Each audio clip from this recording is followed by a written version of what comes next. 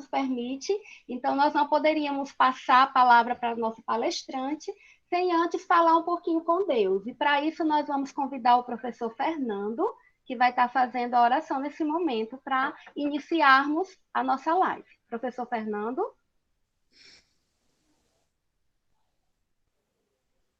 Boa noite a todos. Muito bem. Estão me ouvindo? Estão me ouvindo? Certo. Boa noite a todos.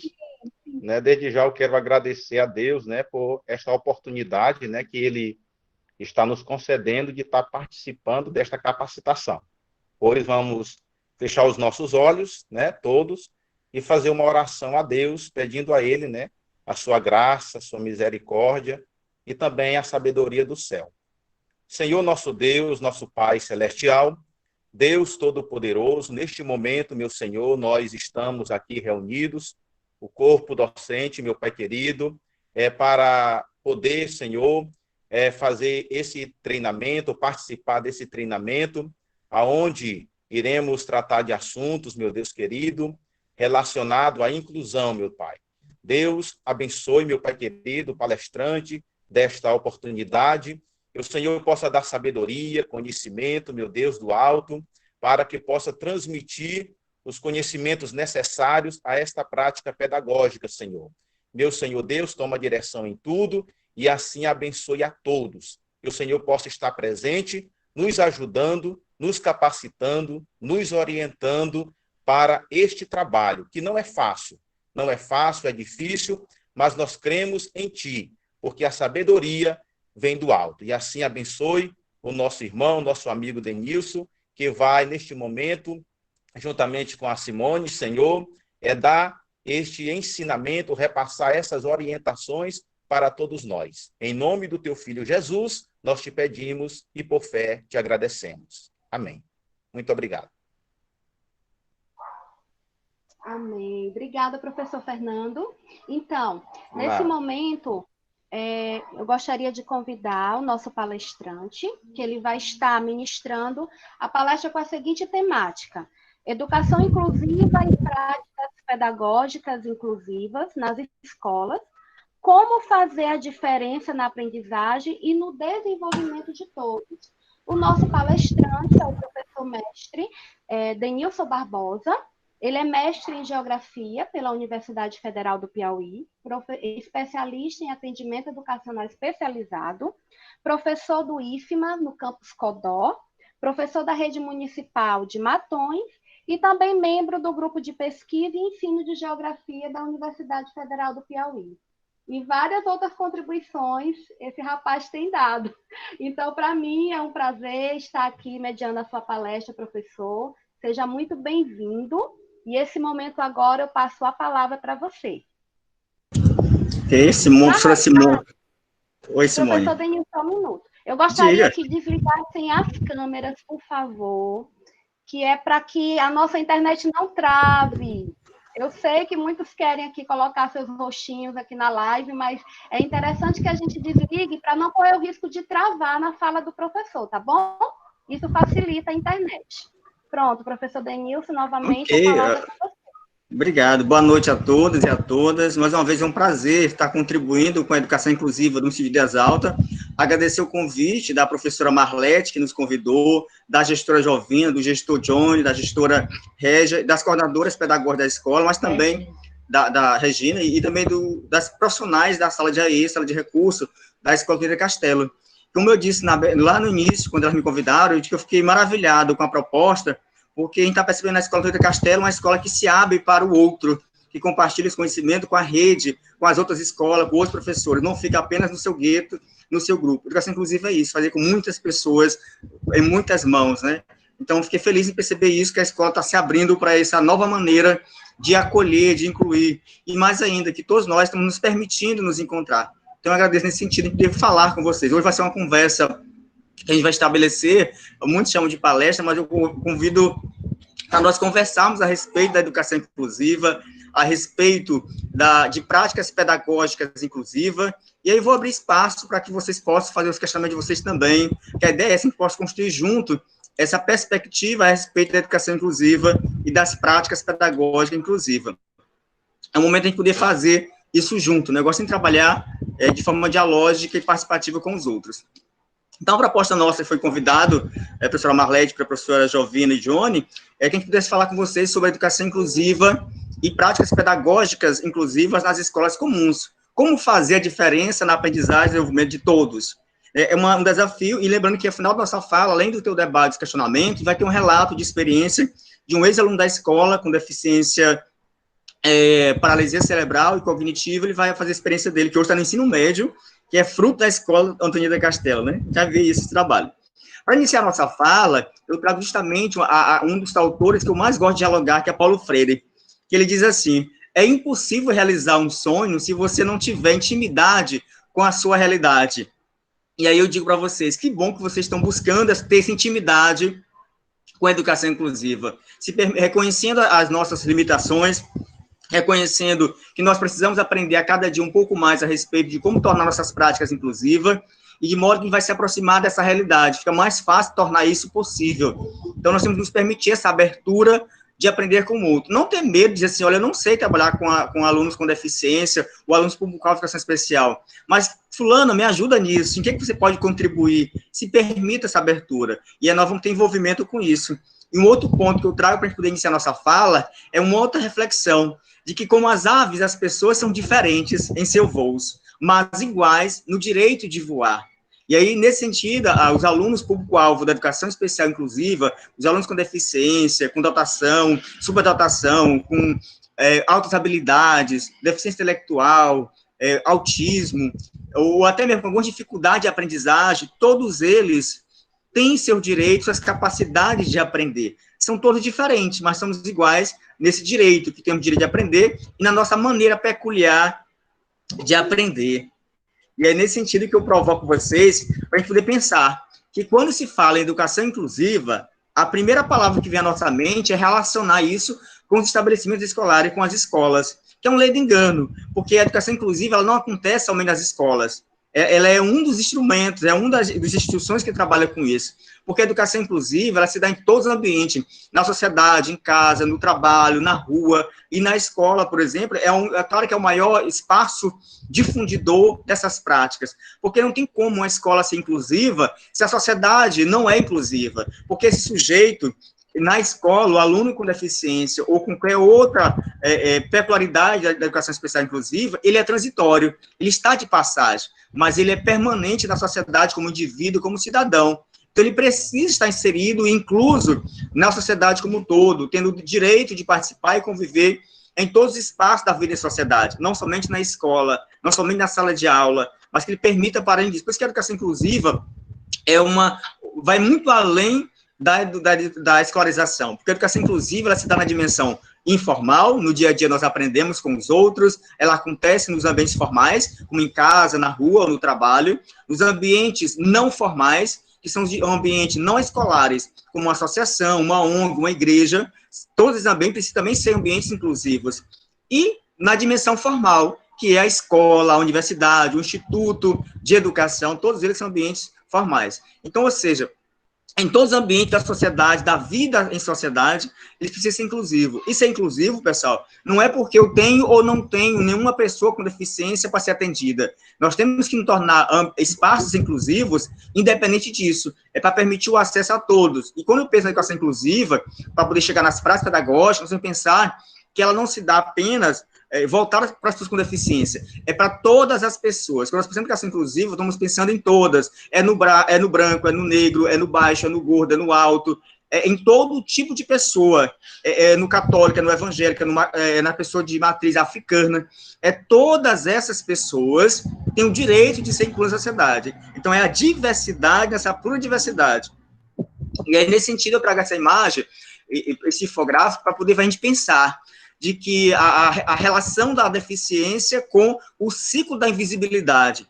Infelizmente, na sociedade como um todo, as pessoas com deficiência tornam-se invisíveis, são invisibilizadas. E nas escolas, muitas das práticas pedagógicas contribuem para a manutenção dessa invisibilidade. Nós temos já algumas práticas caminhando para a superação dessa visibilidade. Como é que acontece isso, a implicação disso na sociedade? Da seguinte forma, essa pessoa ela não consegue sair de casa, logo não são vistas, porque, historicamente, elas foram excluídas da sociedade marginalizada, a família acabava escondendo desse processo, por causa do medo, do preconceito e de sofrer, e em razão disso também, como não são vistas na sociedade, elas acabam não sendo reconhecidas como membros da comunidade, portanto não faz parte, ela continua segregada. Como consequência disso, como elas não são membros da sociedade, da comunidade que elas vivem, a falta de acesso não é um problema.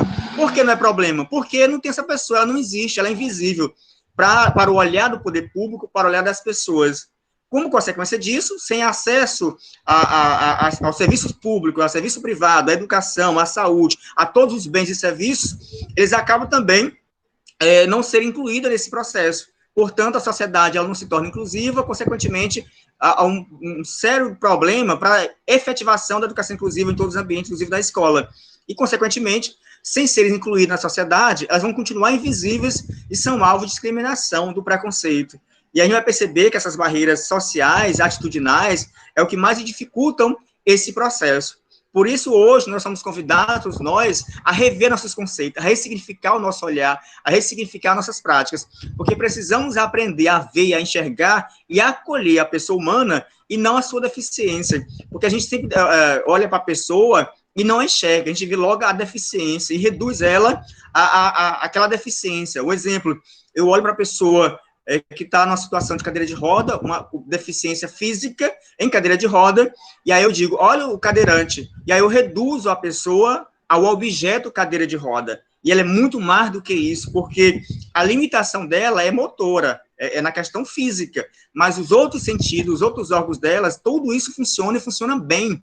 E no nosso caso da escola, já trabalhar com a questão cognitiva, a questão motora, que vai funcionar. Por isso, acabam reduzindo a pessoa, a deficiência visível aos nossos olhos. Nós precisamos realmente fazer isso. Olha para esta imagem. A gente olha, então, para essa pessoa em cadeira de roda, ou a pessoa com deficiência física, e a gente diz, olha o cadeirante, como se ele fosse um objeto, reduz a pessoa a esse objeto. Uma outra imagem que a sociedade constrói, essa aqui é a criança na escola. Olha só, ela está fazendo parte da vida escolar, ela participa, ela vivencia, ela é capaz. A deficiência dela aqui é a cerebral, mas ela continua tendo as capacidades dela de aprender, como todos nós. Nessa outra imagem, percebe, nós temos duas crianças, uma com deficiência e a outra não, mas elas estão juntas, olha o carinho que a outra acolhe. Por quê? Porque as crianças não têm preconceito, não discrimina, não tem resistência. As atitudes preconceituosas, discriminatórias, são de nós adultos. Então, se a gente conseguir se permitir aprender com a criança, é mais fácil. E na escola, quando algum aluno tem resistência com o outro colega com deficiência, não é por ele só, é porque ele aprendeu em casa, ou na família, ou em algum grupo que ensinou ele a ter esse medo. Deficiência não é contagiosa, as pessoas não passam umas para as outras. E é bom lembrar que algumas pessoas com deficiência, elas são temporárias, elas poderão voltar a não ter deficiência. Outras são permanentes, sim, mas tem algumas deficiências que elas são temporárias. Uma outra imagem que eu trago, olha aí como as crianças juntam na escola. Duas crianças sem e uma com, mas junta as três crianças, uma ajudando a outra, partilha, constrói. É nesse sentido da atitude de acolhimento, de permitir, de ver a pessoa humana por trás da sua deficiência. É esse caminho que a gente vai conversar com vocês hoje para respeito disso. E aí eu provoco vocês. Educação especial é a mesma coisa que educação inclusiva? Né? Eu provoco vocês. Eu queria que alguém ligasse o microfone e me desse essa resposta. Lembrando que não se preocupe, não tem uma resposta definitiva. O que vocês pensam a respeito disso? Educação especial é a mesma coisa que a educação inclusiva? E estou provocando vocês porque a temática é educação inclusiva e prática pedagógica inclusiva. Então, eu preciso chegar nesse ponto com vocês. Quem poderia participar conosco? Agora sim, pode ligar o microfone, pode ligar a câmera, essa pessoa que vai contribuir conosco e me dizer se educação especial é sinônimo de educação inclusiva. É a mesma coisa. Quem fala para mim? Agora vocês podem ligar a câmera, uma pessoa pode ligar a câmera e o microfone. Não fique tímido. A gente pode participar da escola Antônio Castelo, das outras escolas, da escola Elisângela. Oi. Eu tive um probleminha bem aqui no áudio do meu celular, eu acho que eu vou trocar bem aqui de celular, viu? Perfeito. Enquanto isso, uma vez participante fala. Perfeito. Ah. E quem fala para a gente? Vamos lá, professoras, agente de inclusão, cuidadoras, pessoal da sala de AE, os professores das salas comuns. E aí, a mesma coisa, educação inclusiva, a mesma coisa, educação especial? É vocês falar, pessoal, estão mudos, vamos lá, participem. promete que não. Que educação pois é, mas eu especial não é a visualizo, mesma coisa Simone. que Diga para ele, como eu estou compartilhando esse slide, eu não visualizo, eu preciso que eles falem. Então, Né? vamos lá, começar a dialogar com Dialogar. Lembra que eu pedi uma conversa? Eu não vou tratar com vocês uma palestra, quero conversar com vocês. Isso.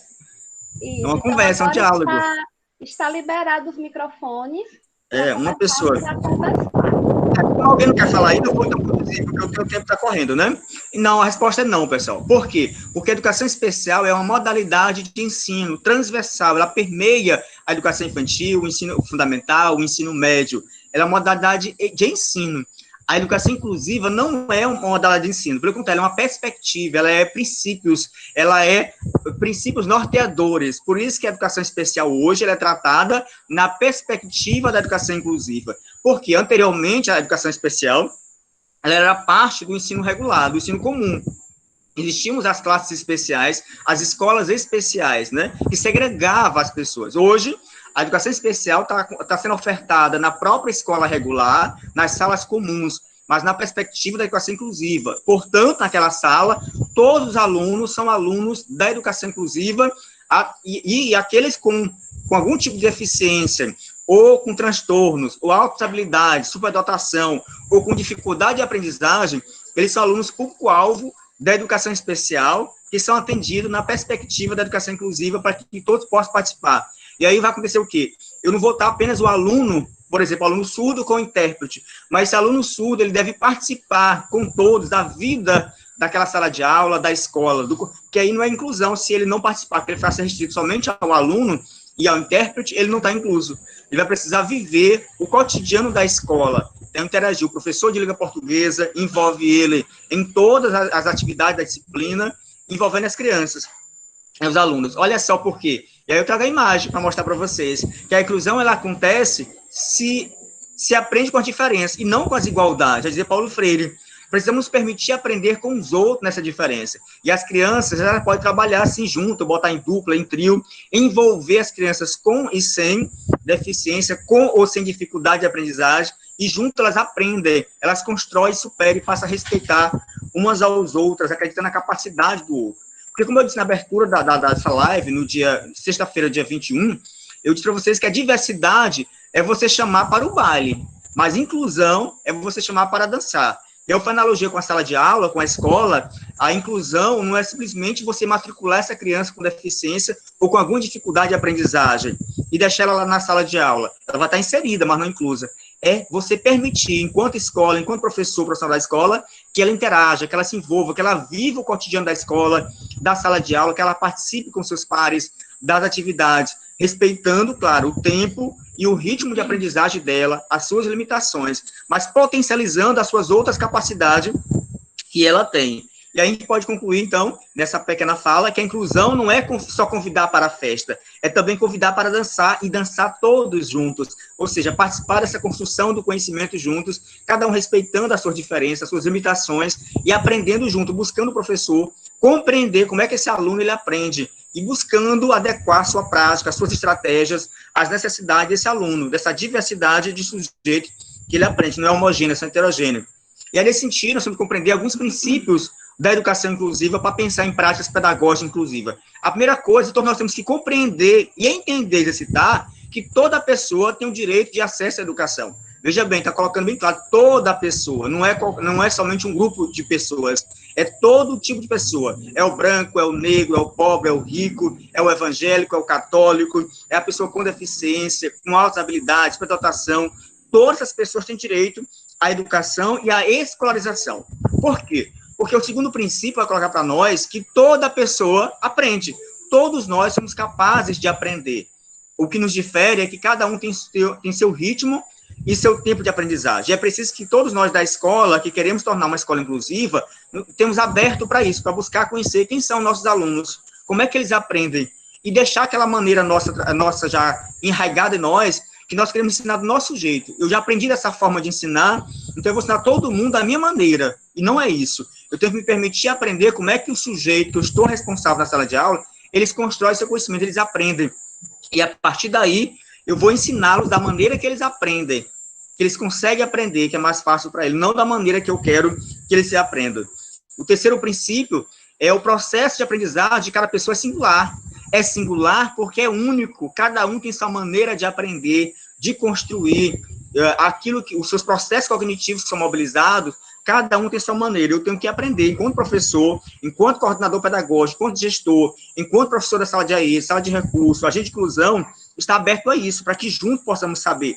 Aí eu fecho minha fala nesse tópico aqui, dizendo que o professor Lanucci, na sexta-feira, falou assim, o aluno com deficiência, com educação inclusiva, ele é aluno do professor da disciplina específica. Sim, mas ele é aluno da escola, ele é aluno de todos nós. Por quê? Porque os outros profissionais da escola, os outros sujeitos, irão contribuir para que esse professor de língua portuguesa, de matemática, de história e geografia, possa ter as condições mínimas necessárias para garantir o direito de aprender de todos. Por exemplo, se eu tenho um aluno com déficit intelectual, o professor da sala de AE, nos seus atendimentos, vai pensar em estratégias, recursos, para poder facilitar, para ele superar essa dificuldade. Ao superar essa dificuldade dele, adquirir as habilidades necessárias, quando ele for para a sala comum comigo no contraturno, ele vai ter mais facilidade. Digamos que a dificuldade é na motora, na motricidade. O AE trabalha em cima disso, me orienta, ele chama o professor, é melhor você trabalhar dessa forma com esse aluno, essa é a melhor estratégia que ele aprende. Então, a função do AE, sala de recursos, é fazer a formação continuada com os professores da sala comum, orientando eles como organizar seu planejamento, pensar nas estratégias, nos recursos, são parceiros, e não essa competição de que o aluno não é meu, o aluno é teu. Esquecemos essa relação de quem é o aluno e entendemos que o aluno é nosso, é da escola, de todos nós. Então, todo mundo está imbuído de contribuir com esse trabalho. Claro, o processo de escolarização é do professor da sala comum, mas o processo de garantir o direito de aprender com qualidade e sujeito é de todos nós, porque o papel da escola é garantir o direito de aprendizagem de todos, e não de um grupo de alunos. O quarto princípio é o convívio no ambiente escolar comum beneficia a todos. Por isso que a educação especial, ela passou desde 2008, com a Política Nacional de Educação Especial, na perspectiva de educação inclusiva, e com a LBI de 2015, que é a Lei de Inclusão, e aí possibilitou que as escolas, todas as escolas caminhassem para tornar-se inclusiva, porque o convívio de todo mundo junto na escola beneficia a todos, todo mundo aprende. Todas as pessoas juntas, a gente consegue aprender nesse compartilhamento. E o último princípio da educação inclusiva é que a educação inclusiva é de respeito a todos, e a todas, e todes. Quando a gente coloca o todes, é porque é questão de gênero, né, que envolve todo mundo. E aí todo mundo tem que estar envolvido nesse contexto, seja enquanto profissional, seja enquanto aluno, mas garantindo o direito de aprender enquanto processo de escolarização, mas também de ser incluso na sociedade como um todo.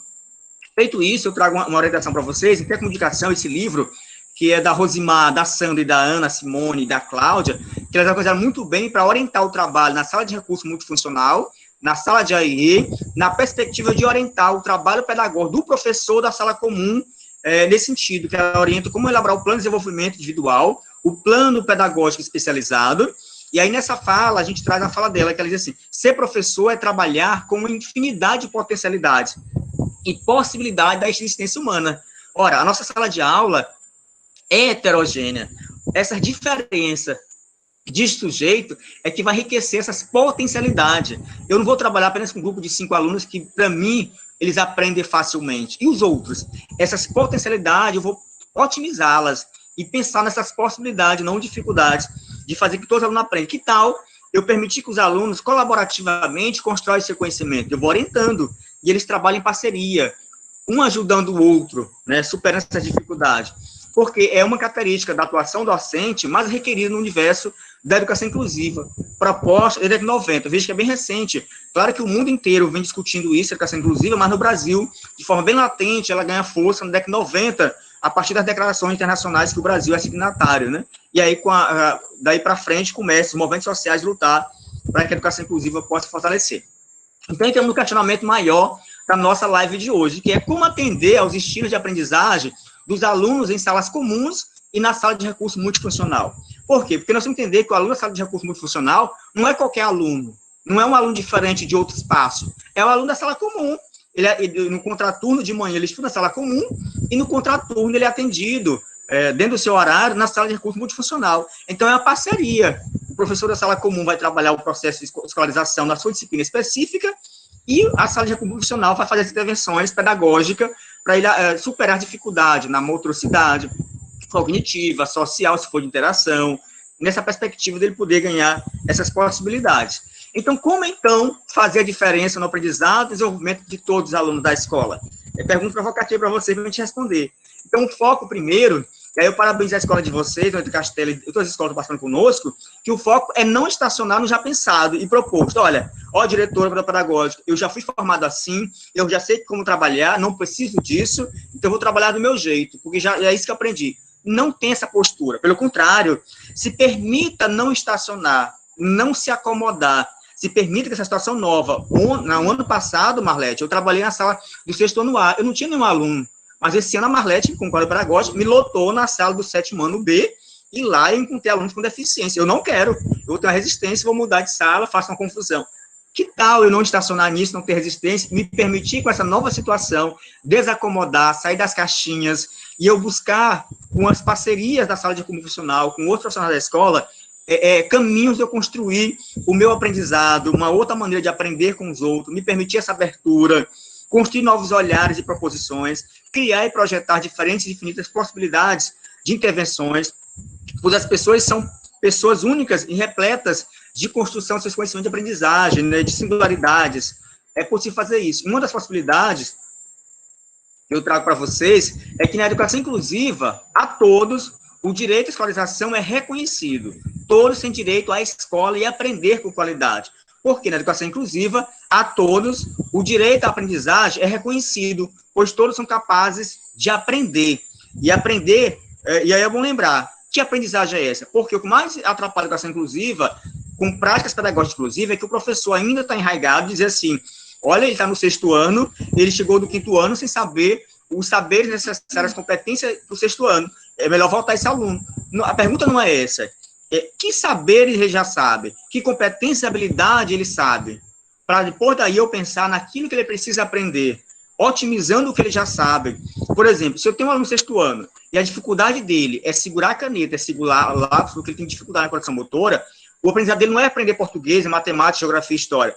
A primeira aprendizagem dele aí é trabalhar a coordenação motora dele. E aí eu vou pensar num recurso que vai colocar no lápis dele para ficar mais volumoso, para que ele tenha resistência de segurar o lápis, que ele possa saber fazer a coordenação motora, de fazer o círculo, ele não fazia, dele fazer o contorno da letra. Se ele fez isso, isso é um aprendizado. Você tem que ressignificar o que é aprender. Não é somente aquilo que eu queria que ele aprendesse, mas o que ele está aprendendo nas aulas, dentro das condições que ele tem, porque é diferente. Por isso que é importante o gestor das escolas fazer o cadastro no censo escolar dos alunos, porque o MEC vai conhecer isso, o censo escolar vai estar informando isso, para poder atender esses alunos. Então, em vez de querer que os alunos, público-alvo da educação especial inclusiva, assim como os demais alunos da tua sala de aula, aprendam da maneira que são ensinados, que você ensina, que você quer ensinar, precisamos buscar saber como é que os alunos aprendem, que estratégia eles se envolvem, que processos cognitivos eles estão mobilizando esse processo de construir conhecimento. Por quê? Porque, gente, existem diferentes estilos de aprendizagem. O estilo cognitivo, por exemplo, ele reflete o modo como a pessoa pensa. Como é que o João, ele pensa? Como é que a Maria, ela pensa essa problemática aqui de matemática, esse problema de língua portuguesa, de geografia? Como é que ele enxerga isso?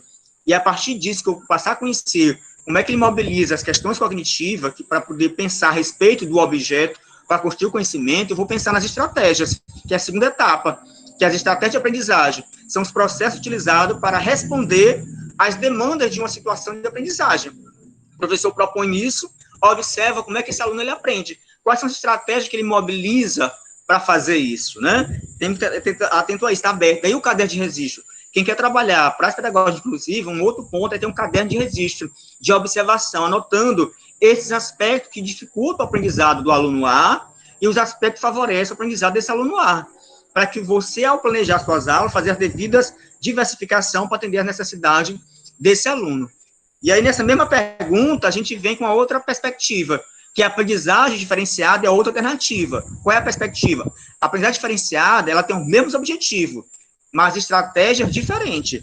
Então, para aquele aluno, para aquela turma, o objetivo é o mesmo, mas a maneira que eu vou trabalhar para que ele atinja essa competência, habilidade, é que é diferente, a estratégia que é diversificada. Eu tenho que pensar na maneira que ele aprende. Ele é muito mais um aluno que é visual, ele aprende olhando, então eu penso em estratégias visuais para ele. Ele é sinestésico, ele é psicomotor, ele gosta de movimento, ele gosta de pegar nas coisas, ele é concreto, Então, pensar em objetos concretos e manipular. Ele gosta mais de ouvir, ele é auditivo, né? E eu pensar nisso. Ou ele é audiovisual, ele aprende ouvindo e visualizando. Então, por isso que o objetivo é o mesmo, de aprendizagem, mas a maneira que eu vou fazer para que ele consiga atingir essa competência e habilidade é diferente. Igual essa imagem aqui, a proposta, né? Estamos aí a árvore tentando pegar os frutos, esse aqui utilizou uma escada, e esse outro aqui está tentando se projetar o corpo para chegar, para me alcançar. E aí esse professor está observando que ele está tendo dificuldade. O que eu poderia pensar para ajudar na diferenciada, para também ele conseguir atingir esse fruto? No nosso caso, é o conhecimento e a aprendizagem. São estratégias diferentes, para pessoas diferentes, que pensam diferente o processo cognitivo, que aprende diferente. E aí a aprendizagem individualizada, ela tem outra característica. Ela tem os mesmos objetivos, velocidades e necessidade para o indivíduo ou grupo.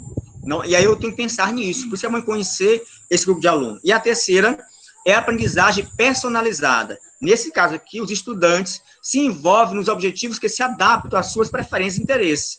Por isso que é importante eu pensar e conhecer quem são meus alunos, como é que eles aprendem, quais são as atividades que eles mais se envolvem. Daí eu faço um planejamento de atividades personalizada, para atender aquele perfil daquele grupo de alunos. Daí eu, professor Orlando, colocou no encontro passado, é uma diversidade. Eu não estou apenas flexibilizando ou fazendo adaptação, eu estou indo além, eu estou diversificando para atender a especificidade desse público. Porque ele é especial, então ele vai ter atenção especial, não é isso. A educação especial inclusiva não é porque ele é especial porque ele é do outro mundo. O especial aí é que ele vai ter uma atenção diferenciada, específica, para atender aquela necessidade dele. É nesse sentido. E é isso, nós concluímos que todos aprendem os caminhos e os tempos de aprendizagem que são diferentes. Eu estou só reforçando o que eu disse anteriormente, para poder a gente não esquecer disso, para que a gente não queira homogeneizar, ou seja, tornar homogêneo igual a maneira de eu ensinar e a maneira de aprender, mas compreender que os sujeitos são diferentes, portanto, aprendem diferente. Então, eu trago a fala de Carvalho, que ela diz o seguinte, nós temos que esquecer a ideia de que o aluno não aprendeu. Isso não existe, porque a não aprendizagem não existe. Porque se partimos do pressuposto de que toda pessoa aprende e tem direito à educação, e também nós acreditamos e compreendemos que a deficiência ela é uma parte do modelo social, portanto, ela é uma construção social, somos nós que construímos a concepção de deficiência, e somos nós que reduzimos as pessoas a essa deficiência como incapazes, a gente pode desconstruir isso e pensar que por trás dessa deficiência, na frente dela e dentro dela, existe o quê? Existe pessoas com singularidades, com capacidade, com emoções, que pensam, que aprendem, que constroem. Né? Portanto, havemos de reconhecer que a origem do problema não está na pessoa com deficiência, ou na deficiência que ela apresenta, ou nas características intelectuais do estudante, mas o problema está nas estratégias para incluí-lo.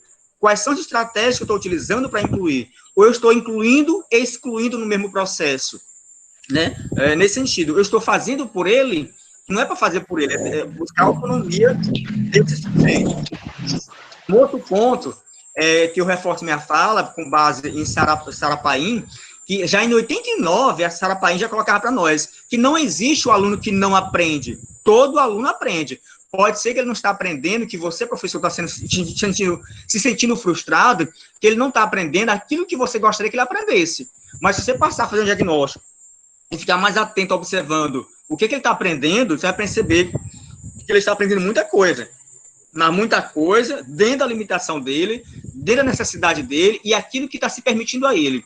Se você passar como é que ele aprende, você vai potencializando isso, vai ampliando esse processo de aprendizagem dele, porque ele não aprendeu mais do jeito dele, porque o professor talvez não se permitiu conhecer a maneira dele aprender, e aí é mais fácil eu homogeneizar, ou seja, trabalhar tudo igual para todo mundo. Se aprendeu ou não aprendeu, o problema não é meu, não tem esse discurso, vamos desconstruir esse discurso, pelo contrário, o problema é seu sim, porque nossa função em sala de aula é garantir que todos os alunos aprendem, não somente um grupo de alunos, mas que todos possam aprender, não igual, mas todos irão aprender. Portanto, Carvalho, 2014, ela diz para a gente que a noção de não aprendizagem deve ser entendida como um processo diferente de aprender, e não o seu oposto. Portanto, todos os sujeitos eles aprendem, porque a aprendizagem é ao longo da vida, e a aprendizagem ela é inerente ao sujeito. Todos os sujeitos são capazes de aprender. Cabe ao professor intencionalizar, orientar pedagogicamente esse processo e buscar estratégias que atendam às necessidades específicas daquele aluno que eu estou trabalhando. Por quê? Porque são inúmeras as cenas de aprendizagem. pois esta não é exclusiva da escola, como estabelecimento de ensino. E é aqui que reside um dos princípios maiores da educação inclusiva, que a educação inclusiva ela se dá em todos os espaços, em todos os ambientes, na escola, na família, em casa, na rua, no trabalho, na igreja, porque o sujeito está envolvido nesses lugares, e esses lugares precisam ser inclusivos, precisa ser ambientes que favorecem a construção do conhecimento. E aí, para fechar minha fala, para que eu possa abrir espaço para dialogar com vocês, para a gente poder conversar, eu trago algumas conversas para a gente poder pensar sobre isso, que diferentemente do que muitos imaginam, para experimentar um modelo de escola inclusiva, não basta oferecer na escola Pedro Castelo, por exemplo, o intérprete de Libra para o aluno surdo, não basta ofertar o material concreto para o aluno com deficiência intelectual, não basta a escola ofertar a máquina Braille para o aluno com deficiência visual, também não basta um computador para aluno com paralisia cerebral, ou adaptado com a colmeia para aluno com deficiência visual. Tal proposta é muito mais ampla do que isso, porque se os profissionais da escola, o gestor, o coordenador, o vigia, o zelador, a merendeira, o professor, os alunos, a família, não se permitir essa abertura de acolher, de reconhecer que todos são capazes, então o problema maior da educação inclusiva nas escolas hoje, para a pedagógica inclusiva, é a resistência atitudinais, as atitudes sociais, são as barreiras sociais. Precisamos romper com elas e nos permitir interagir. Lá em Açailândia, por exemplo, nós temos uma prática professora em que ela envolve os alunos. Por exemplo, ela pega o aluno que tem o transtorno do aspecto autista, e aí a professora da sala com recurso, prepara o recurso com ela, e ela aplica esse recurso na sala comum, juntamente com o aluno. O aluno A, ele tem o transtorno do aspecto autista, na mesma mesa ela junta o que não tem. E os dois em dupla trabalho, um ajudando o outro para interagir, porque senão ficaria segregado, sempre o aluno com deficiência, com o cuidador ou agente de inclusão. Não é, ideia na sala de aula que ele possa interagir, então ela envolvia isso, e via a alegria das crianças participando, a criança com o outro, ela tem a alegria de ajudar, de crescer. Teve um caso de uma paralisia cerebral e física, que os alunos foram, no dia do banho de mangueira, que era infantil, eles foram, pegaram ela, deram o banho nela, ajudaram, e veja que se envolve, ele não tem esse preconceito e resistência, a barreira é nossa. Um outro ponto para refletir com vocês é que na escola inclusiva, o foco central de atuação do professor da sala comum deve ser a aprendizagem de todos os alunos, inclusive dos que apresentam necessidades educacionais especiais. E aqui entra não só a deficiência, mas também aqueles com dificuldades de aprendizagem, inclusive com dislexia.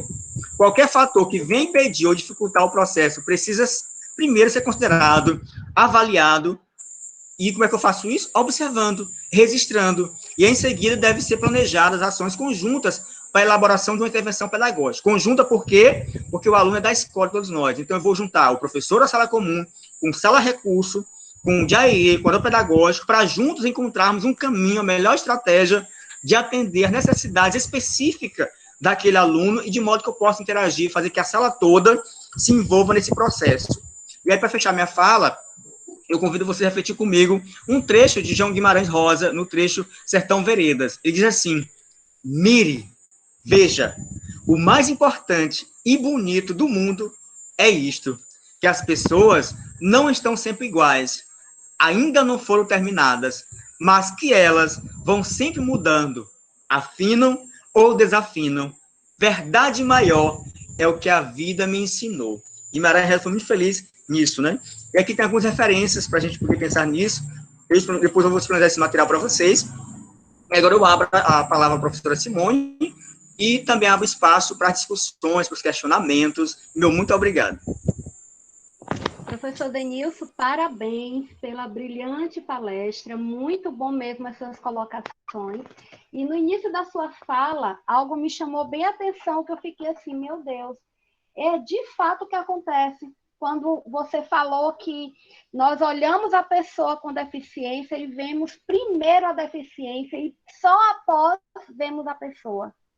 E, infelizmente, professor Denilson, isso acontece bastante. E é algo assim que meio que automático em algumas pessoas. E com toda a sua fala, eu fui aqui pensando com meus botões e tudo me remetia a uma única palavra, a empatia, gente. Que, de fato, se você se colocar no lugar do outro, ter a empatia, de fato, com aquele aluno, com a situação em que ele vive, com certeza você vai conseguir encontrar estratégias para desenvolver melhor a aprendizagem dessa criança. E um dos pontos também bem importantes que você colocou, professor Denilson, na sua palestra, foi a questão das parcerias. né, as parcerias no interior da escola. E essas parcerias também, ela, além da sala de atendimento, pessoal, é interessante, principalmente também com o agente de inclusão, com o profissional de inclusão que está ali do lado daquele aluno acompanhando. Então, ele é uma peça-chave para ser um grande parceiro seu no interior da sala de aula. E juntos conhecerem de fato, porque se eu me proponho a conhecer o aluno, as estratégias elas vão começar a surgir de uma forma natural. Por quê? Porque quando eu me proponho a conhecer alguém, eu já sei, eu consigo compreender melhor a dificuldade em determinado conteúdo ou não, não é verdade? E então, nesse momento, nós abrimos aqui para o público. No momento, nós estamos com 94 participantes, né, 94 pessoas. Então, vamos dar uma olhada aqui no chat agora. E tem um comentário da professora Raia, da PAI de Caxias, né, onde ela fala sobre a indagação que você fez, professor, a respeito da educação especial, onde ela diz que a educação especial consiste na utilização de ferramentas didáticas específicas para atender as limitações que a criança possui, sejam elas físicas ou cognitivas. A educação especial, no entanto, não possui um papel de integrador da criança com a sociedade, por ser aplicada fora do contexto da educação regular. Então, professor Denilson, qual a sua opinião a respeito dessa citação da professora Raia? Muito bem. Boa noite mais uma vez. Professora Raia, obrigado pelo comentário. De fato, é bem pertinente a sua colocação. A professora Raia, a gente já tem uma experiência com ela aqui em Caxias, e bom saber que ela está agora envolvida mais ainda com a educação especial inclusiva, né? Trabalhando com essas coisas. De fato, ela reforça o que a gente tinha dito, educação especial é uma coisa, educação inclusiva é outra, mas o que está se caminhando hoje é para a educação especial ser inclusiva, nesse sentido, de fato, porque nós temos que pensar no sujeito, na pessoa. Como ela bem colocou, não é o aluno com deficiência, ou superdotação, ou com dislexia, ou seja, lá qual for a dificuldade dele, que vai se adaptar à escola. Pelo contrário, é a escola e a sociedade que tem que se moldar, se adaptar, se preparar para atender a especificidade desse sujeito. Por isso que eu disse na minha fala no início, eu disse, olha, quando pensa em educação inclusiva, as pessoas acham, vou fazer logo uma rampa aqui porque chegou hoje um aluno com deficiência. Não. Muito antes de ter esse aluno com deficiência na escola, a escola já precisa ser uma escola que esteja preparada para ser inclusiva, né? Nesse sentido, e todos nós, professores, temos que também caminhar para isso. Esse ano eu não estou trabalhando com aluno, público-alvo da educação especial inclusiva, mas ano que vem eu posso trabalhar, ou agora no segundo semestre. Então, eu tenho que estar preparado para atender isso. É muito mais questão de abertura, de atitudinal. O problema, eu sempre falo nas minhas conversas, que não é a pedra, né? É a atitude. Qual é o uso que eu faço dessa pedra, né? E aí, a educação especial não é problema para nós, nem a educação inclusiva. O problema maior nosso é nas pessoas, que tem essa resistência à atitude. E aí, professora Simone, eu queria pegar a fala do professor Ivanilson, que na frente ele pergunta assim, o meu maior desafio é como avaliar os alunos com deficiência. Né, professor Ivanilson? Parabéns pela pergunta, que ele é do ensino médio da Escola Teófilo Dias, né? Não? Ivanilson, é irmão. O irmão dele. Parece que é irmão de Ivanilson. É do Antonieta. A Antonieta, né? Porque são irmãos, não parecidos. Pronto. E aí eu vou entrar na fala dele, que ele diz assim, como avaliar? Daí é importante, professor, você ter seu diário de bordo, o registro de observação, a educação especial inclusiva, ela demanda de você um olhar diferenciado, e requer você estar registrando no seu caderno os avanços desse aluno, as dificuldades. Não é somente aquela prova escrita que você faz com os outros alunos, ele vai fazer também aquela avaliação escrita, mas também os aspectos qualitativos, as observações. Por exemplo, professor Ivanilson, pode ser que seu aluno, ele tinha autismo, e aí ele tinha dificuldade de se relacionar na sala, ele é agressivo, e aí você foi implementando atividade estratégica com ele, que ele foi aprendendo a controlar, a não ser tão agressivo, a se relacionar melhor. Isso é um aspecto que vai ser avaliado também.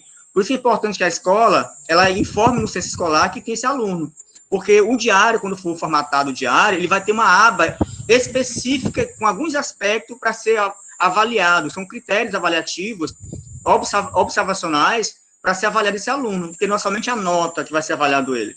Lá nesse diário tem um aspecto que você observa, por exemplo, ele já consegue melhorar a coordenação motora dele, ele já consegue relacionar, era aquele aluno que tinha dificuldade na fala, e ele já consegue oralizar melhor, né? É um aluno que tinha dificuldade cognitiva, deficiência intelectual, então ele tinha dificuldade nesse processo cognitivo, e aí você implementou atividades com ele, por exemplo, ele tem dificuldade com os números e a questão da associação dos números. Você pode trabalhar com a cartela, você pega a cartela de ovo, você decora essa cartela de ovo, lá você coloca os cavalinhos, enumera, e faz em duplas o jogo de dado para poder avançar, ele reconhecer os números. Se for na língua portuguesa, trabalhar a questão da linguagem oral com ele, a partir desse jogo, se vai adaptando estratégia para poder fazer essas questões. Ele precisa aprender a trabalhar nesse sentido, observando. Então, os aspectos observacionais são importantes na avaliação. Um outro ponto é sentar os professores dessa turma e conversar junto. Por quê? Porque senão você de história puxa para um lado, de matemática para o outro, e assim não vai dar certo, porque esse aluno se perde. Padronizar o discurso de vocês no sentido de que nós temos o mesmo aluno na sala do 6º ano, do 7º ano, do 9º ano. O que vamos fazer com ele? Pensar em estratégias que facilite o aprendizado dele, que favorece a construção do aprendizado dele. Esses aspectos observacionais, que acontece muito na escola comum, reter esse aluno. Ele não sabe o mínimo do 6º ano. Mas a ideia não é essa. É primeiro saber como é que esse aluno chegou no 6º ano. O que é que ele já sabe? Quais habilidades que ele tem? Que habilidade dele está comprometida? Que dificuldade ele está enfrentando? E aí eu vou avaliar. Ele chegou aqui no primeiro bimestre desta forma. No segundo bimestre, ele já avançou. Ele já consegue escrever, ele já consegue participar, ele já consegue interagir. São esses aspectos que eu vou estar avaliando, muito embora também avaliar aqueles aspectos lá exigidos pela escola. Mas o meu foco não é só aquilo. Eu tenho que avaliar também esses outros aspectos desse sujeito. O problema maior nosso, a gente faz nas escolas é isso. Eu quero avaliar o aluno com deficiência da maneira que eu avalio o aluno sem deficiência. Sem respeitar as especificidades desse sujeito. Não é a comparação. Eu tenho que avaliar o aluno com deficiência na relação com ele mesmo. Como é que ele estava aqui e como é que ele chegou agora no segundo bimestre. O avanço que ele teve, o percurso que ele fez. Daí a ideia de fazer o seu caderno de registro. Para Simone. Exatamente, professor. Interessante que quando você, na sua fala, que você mencionou a respeito de juntar os professores, né? Todos os professores que trabalham com aquele público, a equipe do atendimento é uma equipe primordial ali para participar dessa reunião, onde juntos vocês vão poder pensar em estratégias para melhorar o processo de aprendizagem dessa criança. Bem interessante. De fato, e quem vai fazer, Simone, e quem vai fazer isso é a sala de AE, sala de recurso. O problema, Simone, que a gente percebe nas escolas, é o distanciamento. É como se fosse várias escolas dentro da escola maior. Não é competição, gente. A sala de recurso multifuncional e a sala de AE é dela que vai demandar todas as orientações pedagógicas e formativas. É ela que vai articular com a família, com o professor da sala comum, com a gestão, com todo o profissional da escola. Ela que articula esse processo. Eu encontrei com o professor Ivan, com de avaliação, a professora da sala de AE, da sala de recurso, vai chamar os professores, conversar com ele, ver a dificuldade e apontar caminho de melhoria, avanço, dizer, também apresentar relatórios, como, olha só, à tarde, no contraturno, o aluno X, ele é atendido aqui, ele conseguiu já avançar nisso. Olha, professor, então ele avançou nisso. Se você continuar na escola implementando essas estratégias, aliada a outras, ele vai continuar consolidando esse processo. Então, é uma parceria. Me parece assim, Simone, que acontece. O aluno, eu estou na sala regular comum, e aí o que acontece? Eu não consigo dar conta dele, eu digo, não, Simone, pega teu aluno, leva para a sala de recurso. E não é, sala de recurso não é espaço de passar tempo de aluno. Eu não consigo ele na sala aprender comigo, eu tenho dificuldade com ele, então eu jogo logo para a sala de recurso. Não é. A sala de recurso não é espaço de socorrão, não é espaço para botar aluno disciplinado, o aluno que não estou conseguindo organizar na sala de aula. Pelo contrário, a sala de recurso é um espaço para fazer intervenções pedagógicas naquela necessidade que ele tem para ajudar, quando ele voltar para a sala comum, ele aprender os processos cognitivos da escolarização dele. É nesse sentido essa parceria. Exatamente, e também não ficar um esperando o outro. O professor, não, deixa eu ver aqui o que é que o pessoal do AE vão vir aqui na sala dizer alguma coisa. Ou então o professor, a sala de atendimento, não vou ajudar porque o professor não veio pedir ajuda. Né? Então é uma parceria, é uma via de mão dupla, é você trabalhar em equipe. É bem interessante. Na realidade, se nós formos falar sobre isso, vai a noite inteira, né, professor? Porque realmente são vivências que nós temos que estar observando diariamente no nosso trabalho ali com essa criança. Então, professor Denilson, a Adileide Oliveira, ela não colocou a instituição, acredito que deva ser de Aldeias Altas, ela diz o seguinte, que então, não é como eu sei ensinar, mas sim como o aluno aprende. É isso. Falta essa abertura nossa. O problema, Simone, que acontece? É porque a gente vem da universidade já formado, e a gente já vem pela bagagem, nós achamos que tudo que eu aprendi na universidade, eu vou agora despejar na sala de aula, aprender do meu jeito. E não é. E aí, quando eu chego na sala de aula, que eu encontro a realidade, eu tenho que me despedir disso e passar a olhar como é que esse aluno ele aprende. Me permitir com ele, porque é a parceria, porque na educação especial inclusiva, tanto nós ensinamos, quanto nós aprendemos muito mais nesse processo. É muito interessante. Então, todo professor que tem essa abertura de olhar como é que o aluno aprende, que atividade ele se envolve mais. Vou dar o exemplo do autista. O autista, a professora Rita Nogueira, ela tem um aluno autista na sala dela. Só um exemplo, dona Rita. E aí esse aluno, toda vez que ela chega, ele fica irritado. Por quê? Porque ele já gostou desse leque dela, tá com o leque na mão, ele gosta desse leque. Mas a professora Rita fica tomando o leque. Então, todo dia que ele chegar na sala dela, ele vai querer segurar esse leque primeiro. Enquanto ele não segurar esse leque, ele não vai ficar quieto. Porque ele tem a rotina dele, é monotonia. Então, ele já habituou que... Aí a professora Rita tem que observar, olha, ele gosta do leque. Então, esse objeto, para ele, faz sentido. Então, ela pensa em atividades que tem a ver com o leque, que faz associação ao leque. Liga o microfone, professora Rita. Liga o microfone. E aí, professora Rita, esse aluno vai se envolver. E aí eu avalio também. Eu avalio e eu ensino ele. Então, porque ele vai se envolver nisso, ele vai gostar. Então, eu devo ficar atento quais são os objetos ou estratégias que esse aluno ele se interessa. E, em cima disso, eu vou pensar nas minhas estratégias, nas minhas atividades. E não do jeito que é mais fácil para mim, mas sim do jeito que é mais fácil para ele aprender. De fato. Professora Raia Monteiro, ela tem mais uma contribuição em sua fala, onde ela diz que não é o aluno que tem que se adaptar à escola. A instituição de ensino é que deve se adaptar ao estudante. Trata-se da lógica da educação inclusiva. Nessa perspectiva, as novas estratégias devem ser criadas com o objetivo de promover a adaptabilidade da estrutura e das práticas educacionais, abarcando um público heterogêneo. Muito bem, isso, Raia, muito bom. É isso mesmo. E que bom que esses conhecimentos pudessem ser compartilhados nas escolas. O que acontece, professora Simone e demais, eu queria fazer um desafio pedagógico para o dia aí. Busque saber nas suas escolas quem são os professores que conhecem a educação especial inclusiva, que já tem um trabalho desse, e permite um momento, um espaço de socialização. O que é que acontece? Os conhecimentos ficam guardados. Cria um espaço para compartilhar. Ou então a escola vizinha em frente à minha escola, tem um professor lá, uma professora que faz um trabalho belíssimo. Convida para compartilhar. Vamos deixar os egos de lado, gente. Nós temos que ter a humildade de partilhar experiências, saberes. O fato da escola Antônio de Castelo compartilhar com a escola Vidigal não diminui nada, pelo contrário, duas escolas se enriquecem nesse processo. Né?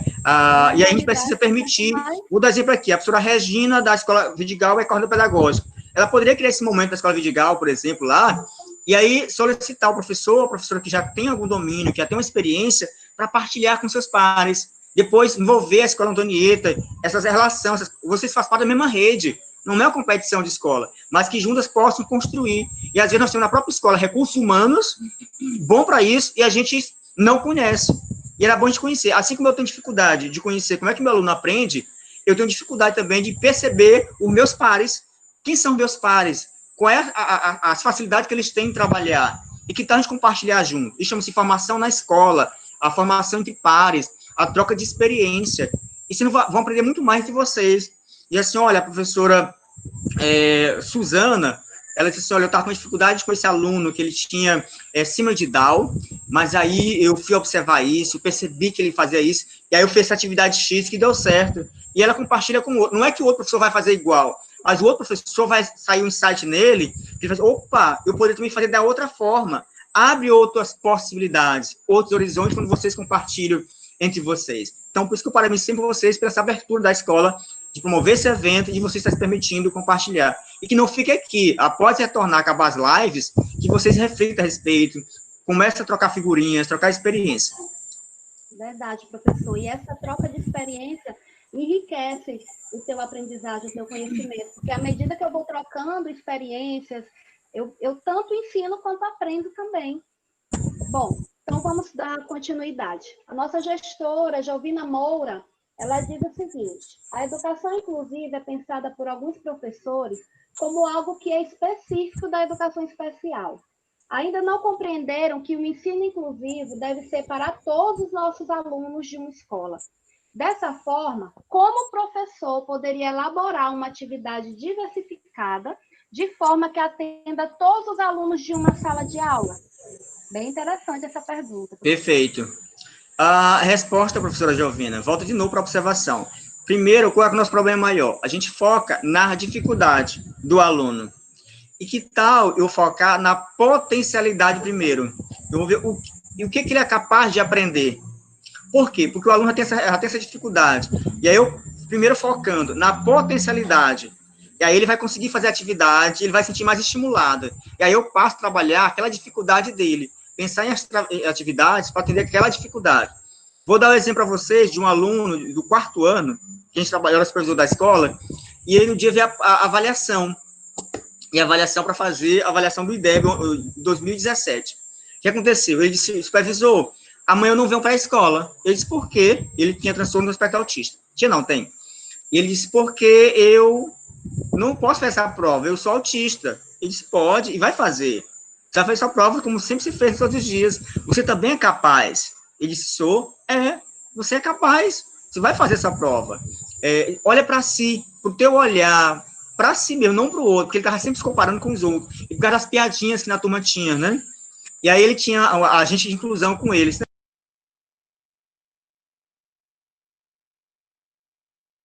Desculpa, agora que eu tô olhando aqui, o microfone tá ligado. Simone, me avisa, Simone. O microfone tava desligado. E eu estava falando. Estava ligado, O meu. É o meu que tá desligado. Estava de ouvir. Estava ligado o seu. É o meu. Ah, tá. Então eu tenho que deixar ligado aqui, desculpa. Agora que eu vi aqui, me tá desligado. Então, gente, veja isso. Então ele fez isso e se permitiu fazer. Então, falta a gente pensar nas potencialidades do sujeito. Nós estamos muito atrelados a usar a escola, a nossa sala de aula, como um muro de lamentações. Só o que não funciona, só o que não presta, a dificuldade.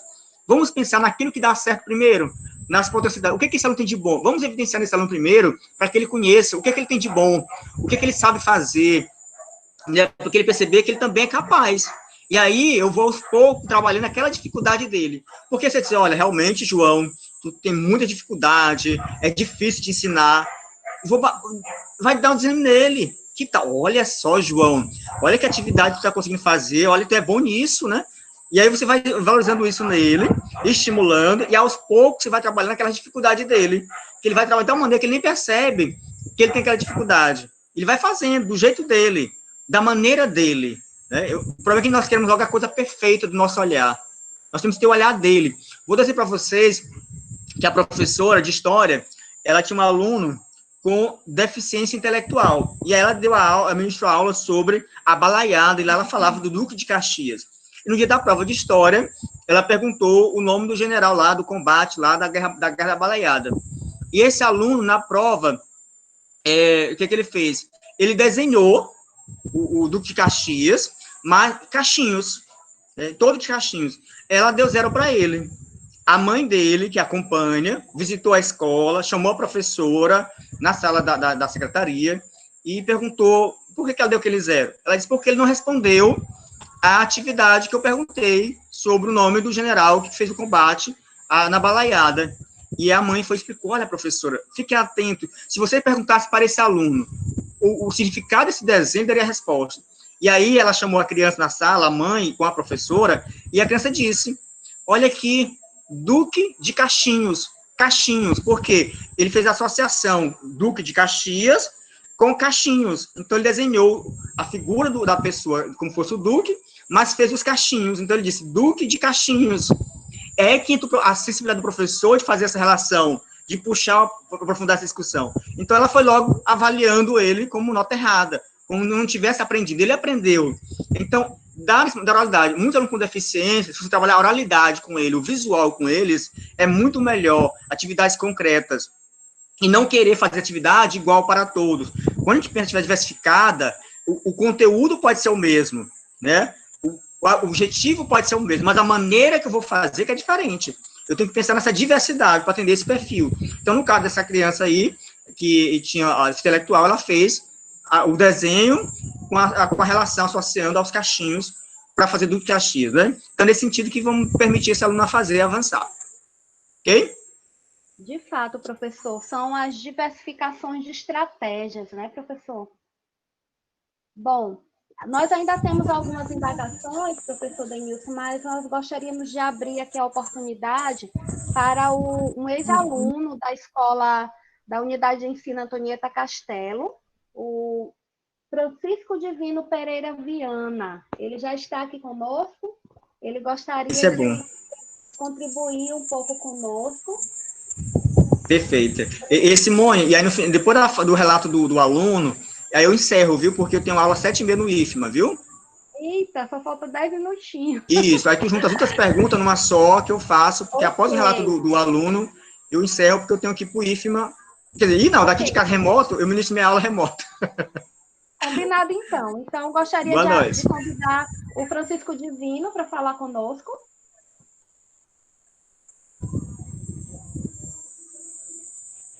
Pronto. Se não tem, o Neto pode... Tá aqui, né? Tá. É o Zé Frisa? Isso. Pronto, vamos ouvi-lo.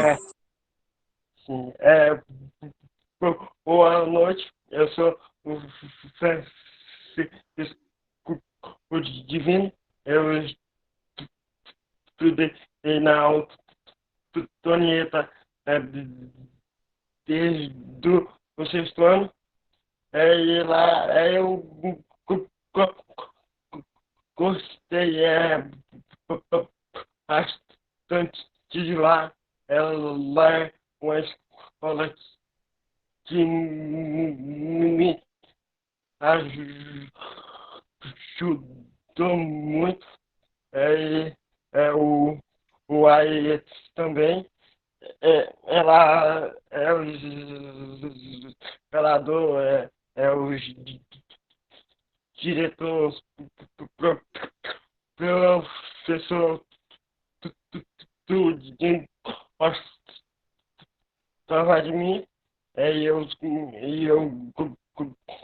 gostava dele, ele lá era bom. É isso. Muito bem, Francisco. Gente. Parabéns pela sua fala. E esses depoimentos nos emocionam, né? Da gente ver como você foi bem recebido ali na escola, né? Então, você está de parabéns em saber que você se sentiu bem, se sentiu acolhido. Parabéns, viu, Francisco? Pronto. Simone, é isso que... Francisco, é isso, Francisco. Isso não tem preço. Olha o valor que a Escola Antonieta Castelo fez na formação do Francisco, que agora está no ensino médio. Isso tem aprendizado, tem formação. Então, nós temos que avaliar ele nesse perfil dele, não na relação com o outro. Se a gente continuar avaliando e ensinando na cooperação com os demais, a gente vai sempre penalizar e excluir os alunos. Prática pedagógica inclusiva, que compara, é prática pedagógica que inclui excluindo. Nós temos que permitir a inclusão, incluindo mesmo, de fato. Sempre o sujeito no sujeito, ou seja, eu tenho que ensiná-lo na sua necessidade, na sua dignidade de pessoa humana, na sua necessidade de aprendizagem, conhecendo o que ele precisa aprender, e valorizar e ensiná-lo da maneira que ele aprende. Então, isso que o Francisco coloca na sua fala é a demonstração do aprendizado. Se alguém disser isso, que isso não é aprendizado, é bom rever seus conceitos, porque aí tem aprendizado. Pode ser o aprendizado que não seja o que você gostaria que tivesse naquele momento, mas tem muito aprendizado. E ele vai conseguir avançar no ensino médio e vai conseguir o ensino superior, porque ele tem outro ponto a favor nele, a família. A família é outro fator que contribui. Quando a família acolhe, a mãe ajuda, o pai ajuda nesse processo, porque a inclusão, gente, ela começa em casa. Não tem como pensar na inclusão na escola e nem na sociedade. Para que a sociedade seja inclusiva, a escola seja inclusiva, a inclusão precisa começar primeiro em casa.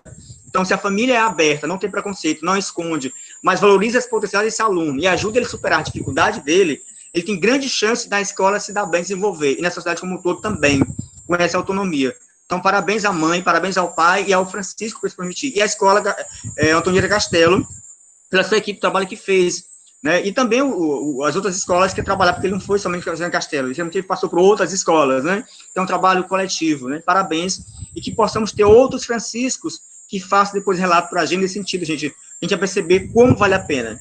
Por que eu fiz questão de decidir ter esse relato? Porque, gente, eu escuto muito nas minhas formações, nas viagens que eu faço, dizer assim, gente, educação especial inclusiva é perda de tempo, é desperdício de recurso, é muita gente para nada. quando a gente escuta um relato desse aí, de um aluno desse, vem confirmar que educação especial inclusiva não é desperdício de recursos, é investimento, dá resultado, melhora, a pessoa tem autonomia, a questão humana se desenvolve. Então, vamos desconstruir esses preconceitos. Vale a pena, temos que nos permitir. Isso é um discurso construído para negar o direito à escola, para não fazer. E aí, para mim não fazer, eu boto desculpas. Então, vamos evitar desculpas e avançar. Simone, eu estou realmente tocado, emocionado de ver isso, porque a gente vê o relato de um aluno, né? E isso nos toca. E diz assim, o nosso trabalho vale a pena, a escola vale a pena. Então, em vez de eu pensar na dificuldade, reclamar com o diretor do pedagógico, vamos juntos dar as mãos e buscarmos a nossa melhor maneira de fazer educação inclusiva em nossas práticas. E não fazer muros de lamentações. Vamos fazer muros para compartilhar a experiência e, nesse muro, construir uma ponte para que a gente possa transpor esse muro das barreiras. E aí, não fazer apenas... Hein, Simone, para fechar, em vez de eu pensar em construir rampas de acesso, piso tátil, que eu possa primeiro construir as rampas de acesso e os pisos táteis sociais, atitudinais, que é aquilo que está em nós, para que a gente possa nos ligar uns aos outros e acolher melhores alunos e ajudar. Então, acho que para além da questão física, nós temos que construir as pontes, as acessibilidades sociais e atitudinais. E aí sim teremos práticas pedagógicas inclusivas. Muito obrigado. Verdade, professor Denilson. Isso aí é ver a pessoa além da sua deficiência, né? E realmente a Escola Antonieta Castelo, com o depoimento do Francisco, mostrou isso de uma forma belíssima. Agora, professor Denilson, você me deu uma tarefa bem difícil, que foi juntar essas três colaborações aqui, da Natália Regina e do Johnny, em uma só. Né? Não sei se vai dar tempo, mas, assim, eles falaram um pouco sobre a questão do cuidador, né? Que muitas vezes o cuidador não está preparado para estar ali nessa função. Também, isso foi a Natália, né? Como fazer, estou resumindo, tá, Natália, seu questionamento. A Regina, você já respondeu, que ela falou a respeito justamente desse apoio da família. E o Johnny falou sobre algo bem pertinente, que é a questão das atividades extracurriculares, para ajudar no desenvolvimento do aluno. Perfeito, então, perfeito. Como o horário está avançado, faz um resumo rapidinho. Perfeito, Márcia. Eu queria agradecer também aos outros, a Rosa colocou, a Valéria colocou. É isso, olha, quando a gente pensou nesse relato, para eu fechar minha fala lá, é isso, porque nós estamos habituados, nós professores da sala comum, da sala de AE, os intérpretes, que todos eles, a gente fala pelos alunos com deficiência. E nós temos que romper com isso, nós temos que deixar que esses alunos falem. Na escola, permita esses relatos, para que os outros alunos também vejam isso. Eles vão perceber que eles irão crescer, eles vão sentir, eles vão se tocar, ver esse crescimento. Então, dê voz ao sujeito com deficiência mesmo, o aluno. Ele também fala, porque geralmente eu chego lá numa mesa, na sala de aula, e aí eu sou coordenador da escola, o gestor ou um aluno, eu falo com a intérprete. O aluno, ele é surdo, mas ele também fala. Eu posso me direcionar para ele, e a intérprete faz a sinalização. Se for um aluno com deficiência visual, eu posso falar com ele escuta, ele não enxerga, mas ele escuta. Eu posso falar com ele, geralmente eu me direciono ao professor de braille, ou alguém que acompanha ele, que é o cuidador ou agente de inclusão. E a gente acaba visibilizando, a gente pode olhar para essas pessoas. De fato, Johnny, com relação às atividades curriculares agora remota, é o nosso maior desafio. Por quê? Porque, infelizmente, nem todas as famílias é como a mãe do Francisco, que se permite conhecer, estudar a respeito, para ajudar. Porque no remoto, em razão da pandemia, nós não podemos, o professor de AE, ou agente de inclusão, ele não pode estar na casa do sujeito, né, por causa do distanciamento social. Seria muito bom que a casa tivesse a mãe ou o pai que acompanhasse, que tivesse conhecimento a respeito da educação especial inclusiva, que são minorias. Nós temos, por isso que é importante a sala de recurso funcional. E aí, Johnny, abriu um espaço para nós. Qual foi? A sala de recurso funcional cumpriu o seu papel, que um deles é fazer a formação, as reuniões formativas com as famílias. Depois da pandemia, chamar essas famílias, trabalhar esse processo formativo, de orientar como é que ela pode acompanhar o filho em casa, que estratégia ele está avançando, porque esse momento também formativo é uma das funções da sala de recurso multifuncional, em orientar as famílias com esse trabalho. E aí, nesse momento difícil, a gente fazer isso. O que poderia ser feito era atividades remotas, virtuais, um dia, por exemplo, com a família. Você poderia reunir com um encontro pelo Google Meet, e aí o professor cuidador de inclusão orientar a mãe ou o pai de como aplicar essa atividade, porque infelizmente não tem como estar na casa nesse momento. O intérprete não tem como ir lá. E algumas famílias do surdo têm resistência com a Libras. Eles preferem ainda usar os gestos que eles criaram, né, que alguns não fazem parte da comunidade surda, que é um outro desafio. Né? E seria muito bom que os surdos, todos eles, tivessem acesso a Libras e a família também, assim como as outras deficiências. Né? E no mais, eu queria agradecer a vocês. Eu me coloco à disposição, vou estar participando ao longo das outras lives, mas porque agora realmente eu vou ter aula mesmo, vou ministrar aula, orientação de TCC pelo IFMO, que a gente está trabalhando remoto. Diferente da escola pública, municipal, estadual, a gente tem aula mesmo ao vivo aqui, igual estou com vocês aqui, com eles, né, a gente nesse momento. Mas agradecer a todos vocês, professores, 91 professores estão conosco, por se permitir, pelas colocações. Eu li o chat de vocês, é isso mesmo, que esse discurso de vocês também seja um discurso de prática, que a gente possa afinar o nosso discurso, né, no sentido de que o meu discurso, as minhas leituras, aquilo que eu falo, ele possa ser materializado na minha prática, nas minhas atitudes. Educação inclusiva, ela se faz com atitudes, ela se faz com ações, ela se faz com mudança de comportamento. Então, que vocês possam, todos nós, possamos mudar nossa postura diante de olhar o aluno com deficiência, de olhar dificuldade, mas pensar, otimizar as potencialidades. E se eu não sei, eu tenho que reconhecer que não sei. E buscar com meu colega de sala, do outra sala, ou da sala de aí, com a gestão, buscar parcerias, porque a educação inclusiva se faz com parcerias. A Soraya Viegas, aí, a nossa aluna do IFMA, está participando conosco, ela no TCC, vai falar disso, vai falar do aluno surdo. Ela propõe, Simone, a construção de um glossário de química para ensinar os conteúdos específicos de química em Libras.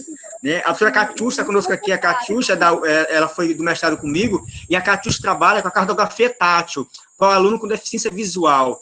Como ensinar de maneira tátil. Então, a Catiuxa está conosco aqui também, é outra possibilidade, e eu sugiro que vocês acessem o site do Labitat. O Labitat é um site que orienta como construir recursos em alto relevo, tátil, maquete, todo tipo de recurso que favoreça o aluno com deficiência visual a aprender, né, em alto relevo, né, porque ele fala, ele enxerga pelas mãos, né, o aluno, enquanto a gente enxerga por nosso olhar aqui, nosso olho, a deficiência visual ele enxerga pelas mãos, pelo tato, né, então o Labitat L-A-B, anotei aqui. Isso, Labitat, muito riquíssimo, que é a cartografia tátil, e a Cartucha, que é uma referência.